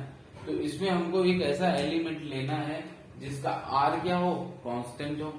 ठीक है, मतलब आर में जो, मतलब उसकी दूरी, उस एलिमेंट के किसी भी पार्ट की दूरी सेंटर ऑफ मास से या axis passing through the centre of mass से ज्यादा चेंजेस नहीं होने चाहिए किसी भी पॉइंट की दूरी में उस एलिमेंट की। ठीक है, तो ऐसा एलिमेंट हम लोग क्या ले सकते हैं, एक पर्टिकुलर आर पे अगर मैं एक dr अमाउंट का एलिमेंट ले लूं तो इसकी किसी भी पार्ट की दूरी जो है हमारे सेंटर ऑफ मास से बहुत ज्यादा अलग नहीं होगी, मतलब इक्वल ले सकते हैं। ठीक है, तो ये हमारे पास एक तरीके से क्या बन जाती है, रिंग बन जाती है। इस रिंग का जो मास होगा dm, इस रिंग का जो मास होगा dm, ठीक है, इस रिंग का मास होगा आपका dn, और आपका टोटल मास सपोज क्या है, m है, टोटल मास आपका m है, ठीक है। और इसकी रेडियस सपोज क्या है, इसकी रेडियस आपकी है r, ठीक है। तो रिंग का जो मास होगा dm, वो हम क्या लिख सकते हैं, dm हम लिख सकते हैं सिग्मा इंटू da, क्योंकि यहां पर हमको क्या है 2D, 2 डायमेंशनल बॉडी है, तो सिग्मा क्या हो जाएगा, सरफेस मास डेंसिटी, ठीक है। और dA, तो यहां पर dA बेसिकली क्या होगा, dA देखिए इस रिंग का एरिया, इस रिंग का एरिया क्या हो जाएगा, हम निकाल चुके हैं, इस रिंग का एरिया क्या होता है 2 पाई r dr, ठीक है। हम देख चुके हैं इस रिंग का एरिया क्या होता है 2 पाई r dr। आप इसको यहां से एक काम करिए, अगर ऐसे काट देंगे और फिर इसको आप उठा के देखेंगे तो देखिए ये क्या होगा, एक रेक्टेंगल बन जाएगा। ये जो रिंग बनी है शेडेड रीजन में, इसको यहां से बीच से काट दीजिए और उसके बाद इसको स्ट्रेट करके देखिए, तो ये क्या बन जाएगा, ये एक रेक्टेंगल बन जाएगा जिसकी रेडियस क्या थी r थी, तो ये लेंथ क्या हो जाएगी 2 पाई r, ठीक है। लेंथ क्या हो जाएगी 2 पाई r, और ये थिकनेस जो ये विड्थ आएगी वो क्या आ जाएगी dr, ठीक है। सो 2 पाई r dr, ठीक है। या फिर आप सिंपली क्या कर सकते हैं, पाई r plus D R square का, r प्लस डी आर का होल स्क्वायर। ये हमने जब सेंटर ऑफ मास कैलकुलेट कर रहे थे तब हमने देखा था कि dA 2 पाई r dr या क्या होगा, ठीक है, ऐसे होगा 2 पाई r dr। तो dA हो गया हमारा ये, और सिग्मा हमारा क्या हो जाएगा, सिग्मा हो जाएगा m upon 2 pi into capital r, sorry pi into capital R square, ठीक है। सिग्मा क्या हो जाएगा, मास अपॉन एरिया, ठीक है, सिग्मा हो जाएगा मास अपॉन एरिया।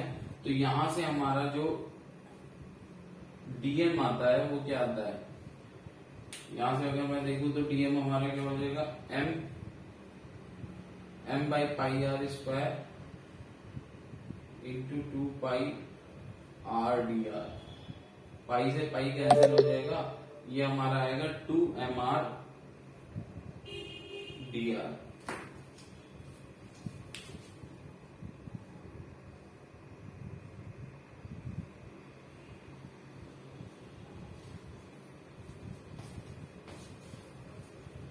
ये आ जाएगा हमारा 2mr dr,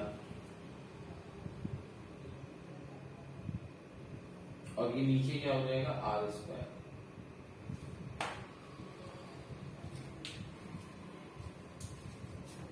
सिंपली इसको इंटीग्रेट करना है और कुछ नहीं, तो moment of inertia about centre of mass आ जाएगा, इंटीग्रेशन। अच्छा देखिए अब मेरा ओरिजिन क्या हो गया, ओरिजिन सेंटर हो गया, ठीक है। तो इंटीग्रेशन पहले लगाते हैं, तो r square dm, r square dm कितना है m 2mr dr upon capital R square. देखिए 2m upon R square, 2m upon R square कैसा है, कांस्टेंट है, ठीक है। 2m अपॉन R स्क्वायर अगर कांस्टेंट है तो इसको मैं बाहर ले सकता हूँ, ठीक है। 2m upon capital R square ये कांस्टेंट है, ठीक है, तो इसको मैंने बाहर ले लिया। अब देखिए ये r square into r dr, ये क्या हो जाएगा r क्यूब dr। और लिमिट्स हम क्या रखेंगे, ओरिजिन ये है तो लिमिट्स हमें ऐसे रखनी है कि पूरा कवर हो जाए सारा एलिमेंट, तो 0 to capital R, 0 to capital R, 2m upon R square r to the power 4/4, 0 to R, ठीक है। तो ये देखिए r to the power capital R to the power 4/4 आ जाएगा, माइनस 0, तो ये हो जाएगा capital R to the power 4/4।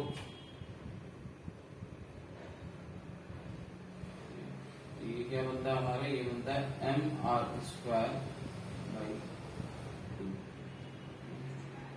तो यहाँ पर IC हमारा क्या आ गया, IC हमारा आ गया mr स्क्वायर बाई 2, ठीक है।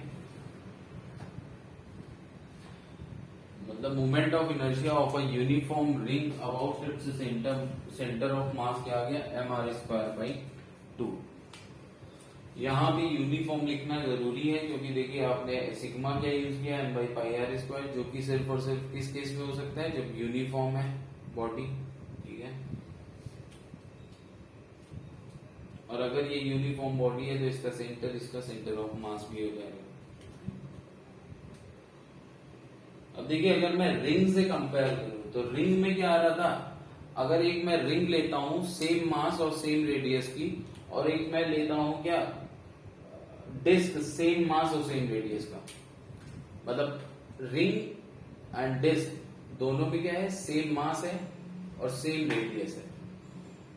तो इसका मतलब क्या हो गया, इसका मतलब हो गया कि अगर मुझे उसके सेंटर के अराउंड रिंग को रोटेट करना है,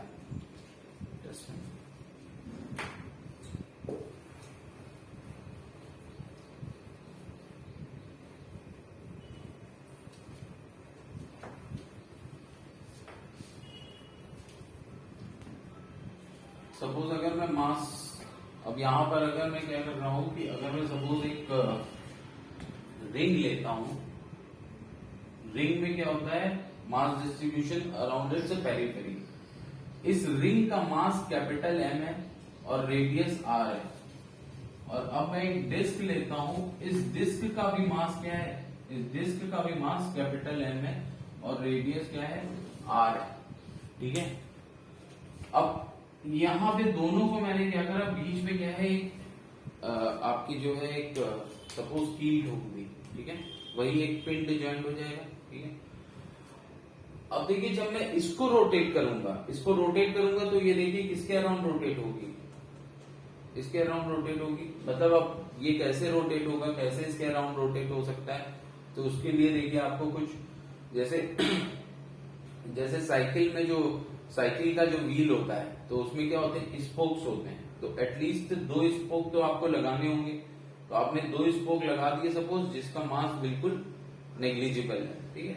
तो उस तरीके से आप इसको रोटेट कर सकते हैं इस एक्सिस के अबाउट, क्योंकि ये इस एक्सिस के अबाउट रोटेट कैसे करेगा, जब इस एक्सिस के अबाउट थोड़ा सा फिक्स्ड तो हो, पर यहाँ तो मास सिर्फ डिस्ट्रीब्यूटेड है पेरीफेरी पे। तो उसके लिए हम क्या कह रहे हैं, उसके लिए हम क्या करेंगे स्पोक्स यूज करेंगे, ठीक है ना, जो हमारी साइकिल के व्हील में होते हैं, ठीक है। तो 2 स्पोक यूज करें जिसका हम मान रहे हैं कि नेग्लिजिबल मास है, तो उस तरीके से हम रोटेट कर सकते हैं। अब सपोज मैं इसको अगर रोटेट करता हूं तो ये देखिए मुझे कितना मोमेंट ऑफ इनर्शिया प्रोवाइड करेगी mr², ये हमको प्रोवाइड करेगी mr²। और अब अगर इसको मैं रोटेट करता हूं तो ये मुझे मोमेंट ऑफ इनर्शिया प्रोवाइड करेगी कितना mr²/2, ठीक है। तो देखने से ये लग सकता है कि ये इसको मूव करना डिफिकल्ट है अबाउट दिस एक्सिस और इसको मूव करना इजी है अबाउट दिस एक्सिस, लेकिन ऐसा नहीं है। देखिए रेजिस्ट कौन ज्यादा करेगा, सेम मास और सेम रेडियस है तो ये ज्यादा रेजिस्ट करेगी रिंग कंपेयर टू दिस। तो हमेशा ये थोड़ा सा याद रखना है कि जब देखिए यहां पर टोटल मास m वो कहां है, वो है पेरीफेरी पे। यहां पर टोटल मास m डिस्ट्रीब्यूशन कहां है, वो है पेरीफेरी पे, मतलब एक्सिस ऑफ रोटेशन से r डिस्टेंस पे दूर है, एक्सिस ऑफ रोटेशन से r डिस्टेंस दूर है। और यहां पर देखिए मूवमेंट ऑफ यहां पर देखिए क्या है, टोटल मास m जो है वो डिस्ट्रीब्यूटेड है पूरे एरिया पे, ये नहीं कि पूरा मास जो है किनारे की तरफ है पूरे एरिया पे। तो देखिए अकॉर्डिंगली ये जो है हमको इनर्शिया कम दे रहा है। इन दोनों चीज से देखिए एक चीज तो क्लियर हो जाती है कि जितना मास डिस्ट्रीब्यूशन ज्यादा होगा away from axis of rotation, जितना मास डिस्ट्रीब्यूशन ज्यादा होगा away from axis of rotation, मतलब एक्सिस ऑफ रोटेशन से दूर। 2 बॉडी हैं, एक बॉडी में एक्सिस ऑफ रोटेशन के पास मास डिस्ट्रीब्यूशन ज्यादा है और एक में एक्सिस ऑफ रोटेशन से दूरी पे मास डिस्ट्रीब्यूशन ज्यादा है। तो जिसमें दूरी पे मास डिस्ट्रीब्यूशन ज्यादा है वो मोमेंट ऑफ इनर्शिया ज्यादा होगा उसका, वो ज्यादा रेजिस्ट करेगी, राइट। तो मतलब जितना दूर होगा mass distribution from axis of rotation से उतना ज्यादा इनर्शिया होगा बॉडी में, ठीक है।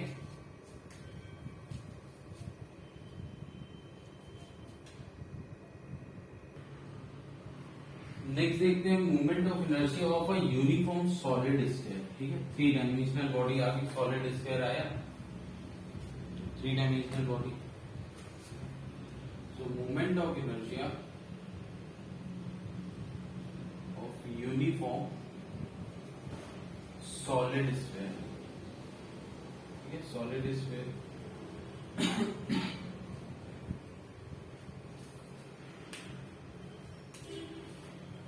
किसके अबाउट निकाल रहे हैं? अबाउट सेंटर ऑफ मास, ठीक है, about axis of rotation passing through centre of mass.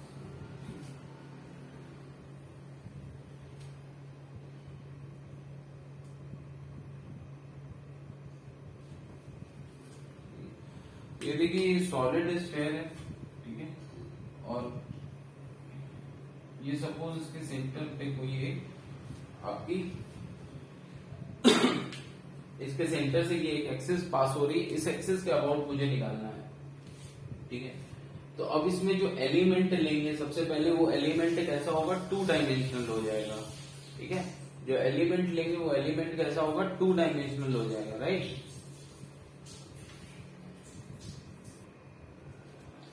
तो देखिए इसमें क्या आता है, इसमें प्रॉब्लम क्या आएगी कि अब यहां पर जो हम एलिमेंट लेंगे अगर वो 2 डायमेंशनल है तो वो बेसिकली पॉइंट मास की तरह हम डील नहीं कर सकते हैं उसको, वो हमारा पार्टिकल नहीं होगा, ठीक है।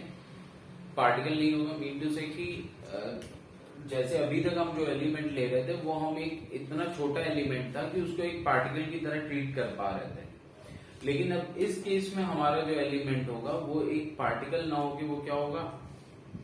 वो एक 2 डायमेंशनल बॉडी होगा, ठीक है, 2 डायमेंशनल बॉडी होगा, ठीक है। क्योंकि ये 3 डायमेंशनल है तो इसमें से अगर आप कोई भी एलिमेंट ऐसे काटेंगे मान लीजिए, ठीक है, तो वो क्या बनेगा? एक तरीके का डिस्क बन जाएगा। तो 2 डायमेंशनल बॉडी है तो उसका डीआई हम निकाल सकते हैं। डीआई मतलब पहले हमको डिफरेंशियल इनर्शिया निकालना होगा, मतलब इनर्शिया ऑफ दैट एलिमेंट, उस एलिमेंट का हमको इनर्शिया निकालना होगा पहले और फिर उसको इंटीग्रेट करेंगे, ठीक है। तो देखिए आप ये स्फीयर को कभी भी आप काटेंगे, इसके एलिमेंट देखेंगे तो वो क्या होंगे? एक डिस्क के फॉर्म में होंगे, ठीक है। तो देखिए मैं अपना ओरिजिन में इसको मान ले रहा हूं, ठीक है, सेंटर ऑफ स्फीयर को। अब देखिए यहां से मैं वाई डिस्टेंस पे, यहां पे से मैं वाई डिस्टेंस पे एक डीवाई अमाउंट का एलिमेंट काट रहा हूं,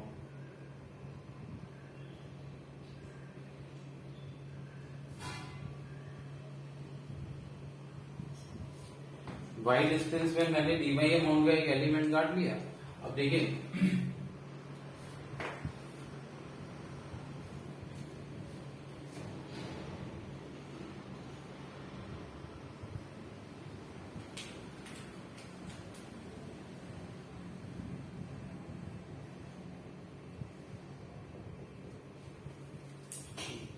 ये वाई डिस्टेंस में मैंने डीवाई अमाउंट का एलिमेंट काट लिया है, ठीक है। अब ये जो सबसे पहले मुझे इसका क्या चाहिए होगा?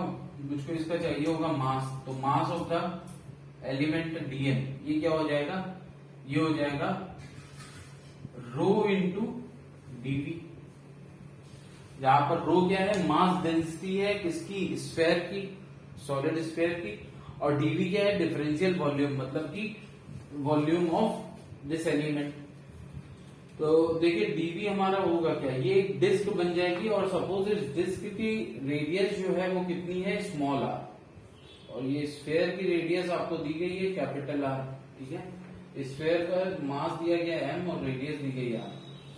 अच्छा डिस्क की हमारी स्मॉल रेडियस, डिस्क की रेडियस कितनी होगी? स्मॉल आर, ठीक है।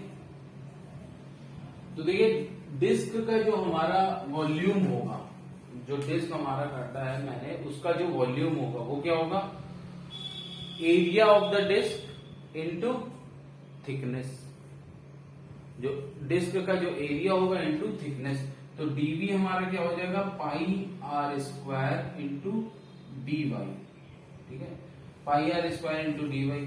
रो क्या हो जाएगा, रो हो जाएगा total mass upon total volume, ठीक है, 4/3 pi R capital R cube, total mass upon total volume.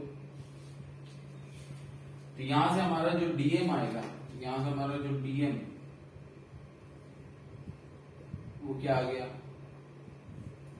3m/4 pi are cube, ठीक है, into pi are square d y, into pi are square d y,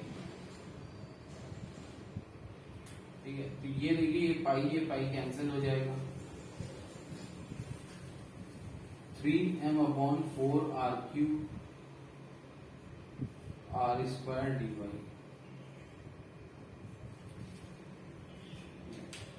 ये तो mass of the disc आ गया। अब देखिए, अब आपको ये नहीं करना है कि अब आप I इज इक्वल टू क्या लगाएं, आर स्क्वायर डीएम, क्योंकि फिर ये कौन सा आर लेंगे, ठीक है। ये आर एक ऐसा आर होता है जो कि हमको कहां से देखना होता है, उस पॉइंट से देखना होता है जिस पॉइंट के अबाउट हम रोटेट कर रहे हैं, ठीक है। तो यहां पे सिंपली देखिए ये हम लगा नहीं सकते हैं, तो हमको ये पता है कि ये हमारी डिस्क है, ये हमारी डिस्क जो है, देखिए हमको इस एक्सिस ऑफ रोटेशन के अबाउट मूवमेंट ऑफ इनर्शिया चाहिए। तो पहले मैं इस डिस्क का इस एक्सिस ऑफ रोटेशन के अबाउट मूवमेंट ऑफ इनर्शिया निकाल लूं, उसके बाद उसी को इंटीग्रेट कर दूंगा। तो इस डिस्क का इस एक्सिस के अबाउट मूवमेंट ऑफ इनर्शिया क्या हो जाएगा, देखिए ये एक्सिस इस डिस्क के भी सेंटर से पास हो रही है, ये एक्सिस इस डिस्क के भी सेंटर से पास हो रही है, ठीक है। तो वो क्या होता है, movement of inertia of the disc about an axis passing through its centre of mass, ठीक है। वो क्या होता है, वो होता है आपका डीएम, मतलब वो होता है बेसिकली mr²/2। तो यहां पे इस डिस्क का जो इनर्शिया होगा, movement of inertia of element about the axis मतलब कि जिस एक्सिस की हम लोग बात कर रहे हैं, ठीक है, y dash, about the axis y dash, ठीक है। तो ये जो मूवमेंट ऑफ इनर्शिया होगा, ये क्या होगा, ये बेसिकली हमारा हो जाएगा डी आई, इसको मैं डिनोट कर रहा हूं डी आई से, और ये होगा क्या, ये हो जाएगा आपका dm इंटू r²/2, ठीक है, dm इंटू r²/2, ठीक है। dm है 3m/4 r cube r² dy, और यहां पे पुट करेंगे आप तो 3m/8 r क्यूब, क्योंकि ये 2 है, तो 3m/8 r cube r²r² dy, ठीक है।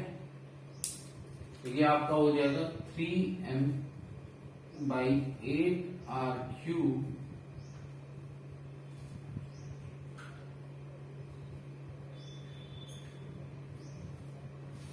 ये आपका आ जाता है डी आई,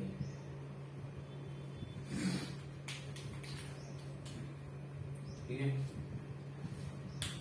अब बस इसी को इंटीग्रेट करना है, लेकिन इंटीग्रेट करने के लिए देखिए हमारे पास यहाँ आर है और यहाँ पर क्या है, जो वेरिएबल है वो हमारे पास y है, ठीक है। तो r और y में कुछ रिलेशन होगा, वो हमको यहाँ पर पुट करना होगा।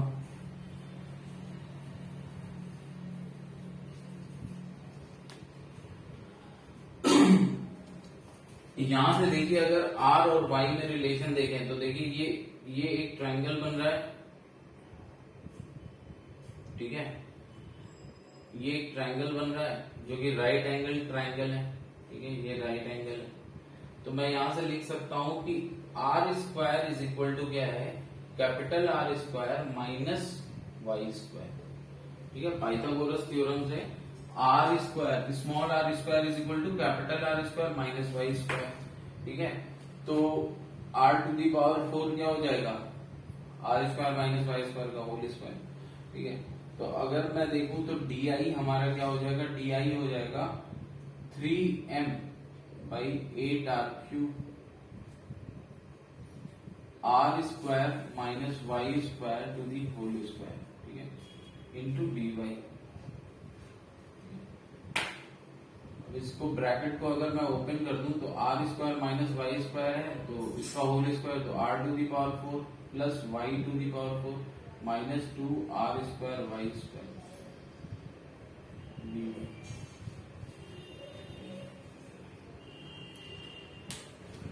अब सिंपल है इंटीग्रेशन, इंटीग्रेशन देखिए इसका सिंपल है। इंटीग्रेशन जब आप करेंगे तो लिमिट किस पे पुट करेंगे, y पे, इस तरीके से कि पूरा स्फीयर कवर हो जाए। तो ओरिजिन देखिए ये था, अगर y के लिए मैं देखूं तो y मैंने कहां से लिया था, इस रेफरेंस से लिया था। तो देखिए अगर ओरिजिन ये है तो ये हो जाएगा minus r by minus r, और ये हो जाएगा क्या, प्लस आर। y के लिए जब आप पुट करेंगे लिमिट्स तो ओरिजिन अगर ये है b तो ये हो जाएगा माइनस आर और ये हो जाएगा प्लस आर, ठीक है। तो देखिए आई आपका क्या आ जाएगा, आई हो जाएगा इंटीग्रेशन ऑफ डी आई, ठीक है, इंटीग्रेट आप कर लीजिए 3m बाई 8r³, ये कांस्टेंट है तो इंटीग्रेशन के बाहर आ जाएगा 3m upon 8r³। Integration limits कहां से कहां लगेगी, लिमिट्स लगेगी minus r to r, minus r से आर लिमिट जाएगी और अंदर देखिए क्या होगा, r to the power 4 minus y plus y to the power 4 minus 2r square y square d Y, ठीक है।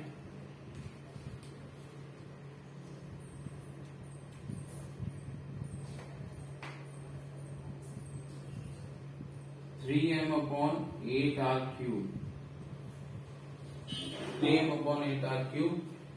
यहां पर देखिए ये क्या हो जाएगा, r to the power 4 y dy का इंटीग्रेशन, ठीक है, plus y to the power 5 by 5 minus 2 r square y³ by 3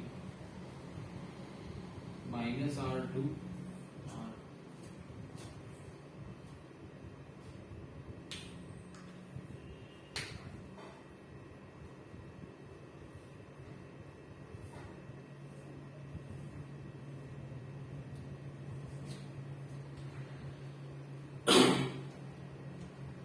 अब देखिए ये वैल्यू जब आप पुट करेंगे, ठीक है, ये वैल्यू जब आप पुट करेंगे तो simply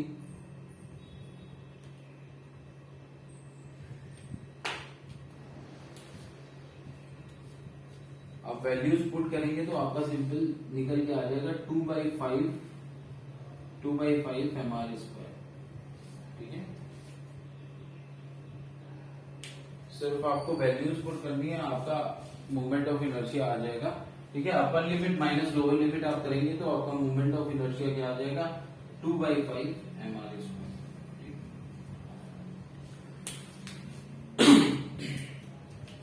so that's it for today, और कल हम कंटिन्यू करेंगे, I mean on the next term we will continue, ठीक है। Thank you very much.